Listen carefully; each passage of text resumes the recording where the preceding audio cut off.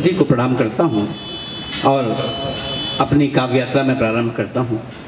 देखिए, जिनके सम्मान में हमने आज का कार्यक्रम आहूत किया है वो एक बड़ा नाम है, साहित्य के क्षेत्र में भी और राजनीति के क्षेत्र में भी। राजनीति के क्षेत्र में यूँ कि वो 3 बार प्रधानमंत्री रहे और साहित्य के क्षेत्र में यूँ क्योंकि उन्होंने बहुत ही साहित्यिक और बड़ी अच्छी रचनाएं हमको पढ़ने के लिए दी और मैं उनके सम्मान में कुछ पढ़ दूं। मुझे याद आता है अब से 24 साल पहले 1999 में, शायद वो 16 अप्रैल 1999 का दिन था। हम सदन की कार्रवाई देख रहे थे ब्लैक एंड व्हाइट टीवी पर और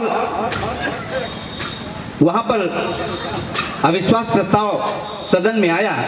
13 महीने सरकार अटल जी की चली थी और जब अविश्वास प्रस्ताव आया तो एक वोट से सरकार अल्पमत में आ गई। 270 मत जो है उसे समर्थन में मिले, सरकार के विरोध में मिले, और 269 मत जो है इनको सरकार को मिले और 1 मत से वो सरकार गिर गई। और पूरा सदन अटल जी पर हंस रहा था, लेकिन अटल जी का वो भाषण पूरे देश को एक संदेश दे गया जिसमें उन्होंने कहा कि आज तो तुम मुझ पर हंस रहे हो और कल पूरा विश्व तुम पर हंसेगा।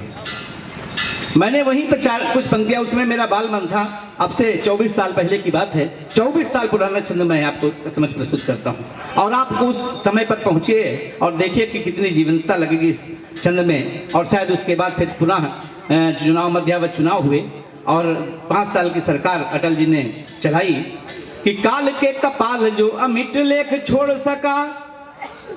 16 अप्रैल 1999 कि काल के कपाल जो अमिट लेख छोड़ सका, आप ही समर्थ वाह आप ही सबल हो, और चमके सूर्य सम चमकोगे सूर्य बन बीते हुए कल भी व आने वाले कल हो।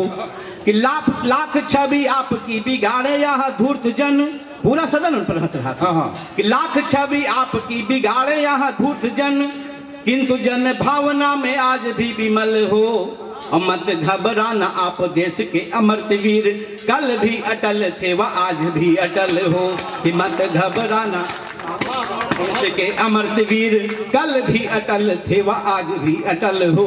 और आज देखिए कि जो चेहरे वो हंस रहे थे वो आज उनके ऊपर पूरा समाज हंस रहा है। और देखिए कि उसका प्रभाव ये हुआ, उनकी बात लगी कि पूरा देश विश्व तुम पर हंसेगा, तो उसकी परिणति ये हुई कि 1 मत के लिए जो सरकार संघर्ष कर रही थी, आज अखंड प्रचंड बहुमत के साथ पूरे देश में भगवा फहरा रहा है। और इस भगवा के नाम देखिए पंडाल भी बहुत सुंदर हमारे आयोजकों ने भगवा ही बनाया है कि त्याग बलिदान और शौर्य के रंग आहे, भावन में ओज के भाव पागी जाई हो। कि त्याग बलिदान और शौर्य के रंग आहे, भावन में ओज के भाव पाग जाई हो, और पंडित पुजारी सब ज्ञानी और ध्यानी धारे धारी हो, तो पापन में आग लाग जाई हो। कि लागी ऐसु बरी गाह मन में उजेर रवि, रंग देख दूरी ते विकार भाग जाई हो, और सगरे रंगन छाणी भगवा मरंग देखो देश बद जिया माँ प्यार जाग जाई हो। कि सगरे रंगन छाणी भगवा मरंग देखा जगावे भाव। एक छंद और सुनिए भगवा के नाम कि रंगन में रंग ऐसु धर्म का जगावे भाव, जुरा हवे भारती के मानते नी भगवा। अबीर छत्रपति महाराज जो उठाए चले, जोर फहरान ध्वज सानते नी भगवा। कि देश के रे इज्जत का मानव यु प्रतीक आए, देश के रे इज्जत का मानव यु प्रतीक आए, हम का प्यार जीव जानते नी भगवा। और सूरज का रंग जब दिहनी विधाता ऐसु, कैसे मिट जाई ई जहान तेनी भगवा। कि सूरज का रंग जब दिहनी विधाता ऐसु, कैसे मिट जाई ई जहान तेनी भगवा। और देखिए इधर एक चित्र कुछ वैश्विक स्तर पर उठे और रवि जी आपका विपाक जो कुछ भी करिए, हम कुछ नहीं कह सकते। ये कुमार जी कह रहे हैं कोई आपकी चंद्रशेखर आजाद पर कविता है, मैं 2 बंद जरूर पढ़ेंगे। अच्छा जी बिल्कुल। और देखिए इधर कुछ घटनाक्रम ऐसे हुए। एक शायर हुए हैं डॉक्टर बशीर बद्र, उन्होंने लिखा कि इस जमी का असल जमींदार मैं ही हूं, क्योंकि मुझे इस धरती में दफनाया जाता है। वाह, दूसरी जात के लोगों के साथ किसी को गंगा में प्रवाहित किया जाता है, नदियों में प्रवाहित कर दिया जाता है और किसी को जला दिया जाता है। लेकिन चूंकि मुझे इस धरती में दफनाया जाता है, इसलिए इस धरती का असली जमींदार मैं ही हूं। मुझे तब बात बहुत अच्छी लगी। लेकिन जब ये परिदृश्य में कुछ चित्र इधर उभरे, मैं संकेतों के माध्यम से बताता हूं कि जिनको थी चाह मानचित्र को सजाया जाए, वाह, कि जिनको थी चाह मानचित्र को सजाया जाए, सुंदर सलोने रंग नित्य घोलने लगे। कि जिनको थी चाह मानचित्र को सजाया जाए, सुंदर सलोने रंग नित्य घोलने लगे। और शांति सद्भावना से प्रेम था जिन्हें विशेष विश्व में प्रसार के उपाय खोजने लगे। कि जिनको लगी सदैव वसुधा कुटुंब जैसी, जिनको लगी सदैव वसुधा कुटुंब जैसी, सभ्यता से अभ्युदय के तार जोड़ने लगे। और किंतु कुछ लोग असल मालिक खुद ही को मान धरती के पेट में सुरंग खोदने लगे। किंतु कुछ लोग असल मालिक खुद ही को मान धरती के पेट में सुरंग खोदने लगे। कि कण कण जोड़ जोड़ संस्कृति संजोई जाती, कण कण जोड़ जोड़ संस्कृति संजोई जाती, आती है सुनामी तो समूची ढह जाती है। कण कण जोड़ जोड़ संस्कृति संजोई जाती, आती है सुनामी तो समूची ढह जाती है। और पल में बिखरते हैं तीन के धरी के दृश्य, सब छूट जाता बस याद रह जाती है। तो कर्म सद्भावना का सबसे बड़ा है धर्म, कर्म सद्भावना का सबसे बड़ा है धर्म, मर्म ये विशेष अनुभूति कह जाती है। और वरना पड़े जो चोट बुर्ज जमी दो जो होते, गहरी से गहरी सुरंग ढह जाती है। कि वरना पड़े जो चोट बुर्ज जमी दो जो होते, गहरी से गहरी सुरंग ढह जाती है। और जिस कविता के लिए आदेश हुआ, देखिए चंद्रशेखर आजाद। चंद्रशेखर आजाद आपकी वास्तव में बहुत अच्छी और बहुत बड़ी कविता है। मैं बड़ी कविता नहीं पढ़ूंगा, कुछ उसके कुछ पंक्ति देखिए, बड़ी रचना समझदार आदरणीय शिव कुमार व्यास जी भी पढ़ेंगे। मैं कुछ छंद पढ़ दूं अपने चंद्रशेखर आजाद की रचना की। हाँ, स्वागत है। कुछ नहीं, 2 छंद पढ़ दो। हाँ, कुछ देखिए 4-5 मैं आपको ले चलता हूँ 1931 में, है नहीं? स्वागत है। आप उस समय का चित्र देखिए, पूरा देश जल रहा था और तमाम तरफ तमाम क्रांतिकारी हमारे आजाद होने के लिए छटपटा रहे थे। स्वागत। भारत माता गुलामी की बेड़ियों में जकड़ी थी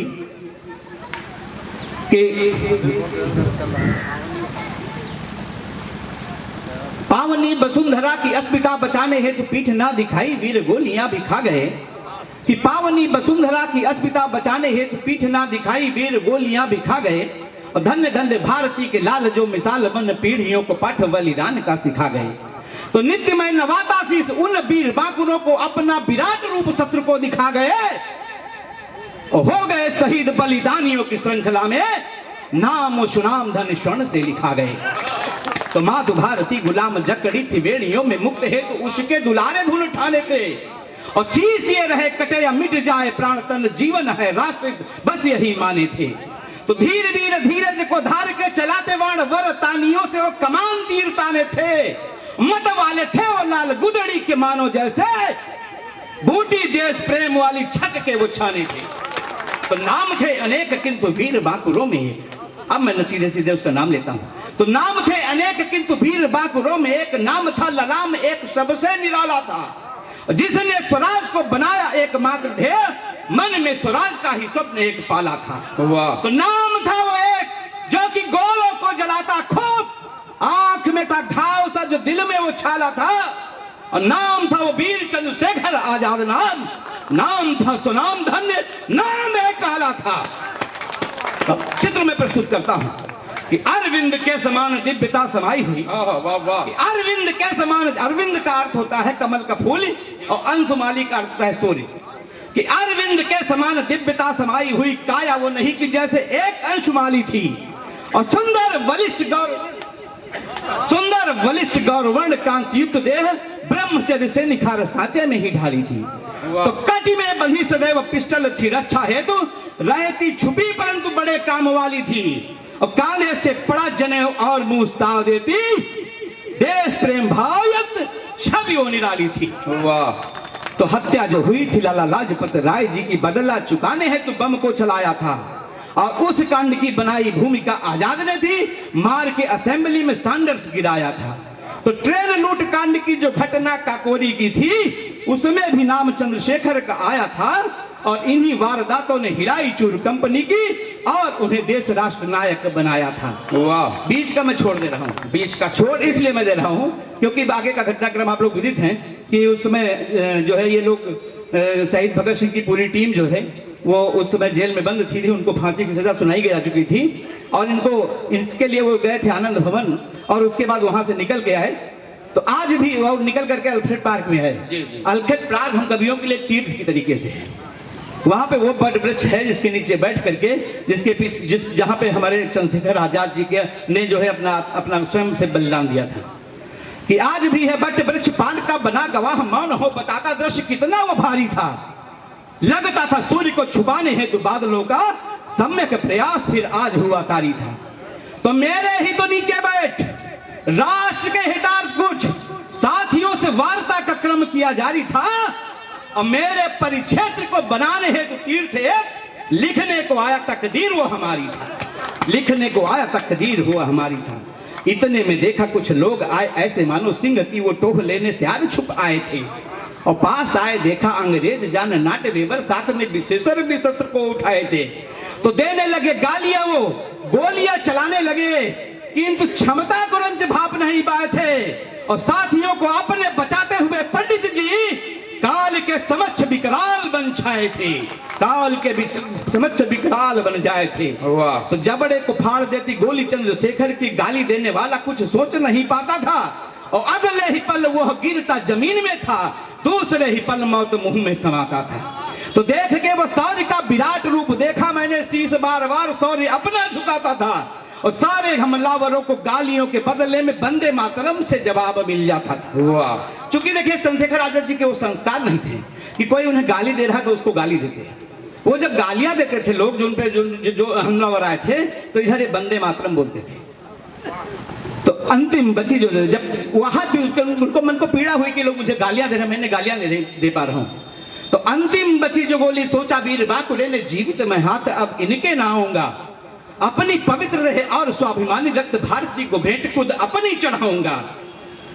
मन में विचार यह नाम है आजाद मिला, और यह नाम चरितार्थ कर जाऊंगा, दाग लिया शीशधर अपनी ही पिस्टल को, सोच इतिहास में मैं नाम लिखवाऊंगा। तो मचने लगा था शोर आज मुंह चारों ओर, फिर से जवानियों ने ले ली अंगड़ाई थी, अंबर हुआ था क्रुद्ध घोर गर्जना के साथ, धरती भी शीश जैसे अपना उठाई थी। तो 24 की उम्र में ही त्याग वाली दान वाली गाथा सुन भारती की आंख पर आई थी, से जान गए अंग्रेज वापस ही भागने में उनकी भलाई थी। और अंतिम छंद इसका रचना का स्वागत। उन्नत हुआ है भाल जिनके प्रयास से ही अपने दिलों में उनको सजाए हैं, बलिदान होने की परंपरा निभा गए जो, हमने तो उनके लिए ही गीत गाए हैं। और इतिहास के झरोखे खोल के निहारा खूब, कुछ तो विचित्र से चरित्र दृष्टि आए हैं, और गाथा ये महान बंधु, शब्दों पर गौर करिएगा कि गाथा ये महान बंधु, किंतु यक्ष प्रश्न भी हैं, उत्तर अभी विशेष मिल नहीं पाए हैं, उत्तर अभी विशेष मिल नहीं पाए हैं। और एक बार जोरदार तालियां दीजिए, 4 पंक्तियों में उत्तर देता हुआ मैं बैठ जाऊं कि नहीं हारता रावण शायद। विचार करना पड़ता है कि ऐसा क्यों हुआ, और आज तक उसके बाद उनके माता को पिता तो थे ही नहीं, माता को बिल्कुल उपेक्षित व्यवहार कर दिया जाता है, और 1931 में उनकी मृत्यु होती है, और माता जी की 1951 में 20 साल तक उन्हें कोई किसी ने उनकी सुध नहीं ली। तब कहना पड़ता है, जवाब देना पड़ता है कि नहीं हारता रावण शायद अगर विभीषण भ्रात होता। गुरुजी इसका उत्तर मैं दे रहा हूं कि नहीं हारता रावण शायद। देखिए रावण की हार ये नहीं थी कि वो भगवान राम के हाथों मरे, तो उनकी उसकी जीत थी, लेकिन रावण की हार ये अवश्य थी कि उसके माता के गर्भ से, लंकापुरी में उसकी माता के गर्भ से उसके कुल में विभीषण जैसे भाई ने जन्म लिया था। तो नहीं हारता रावण शायद अगर विभीषण भ्रात न होता, और नहीं पराजित होता गौरव यदि जयचंदी घात न होता। ये इतिहास की बातें भाई, इनमें लिखे इशारे समझो, वरना जीत को पा करके भी अपने को तुम हारे समझो, अपने को तुम हारे समझो। भारत माता की जय।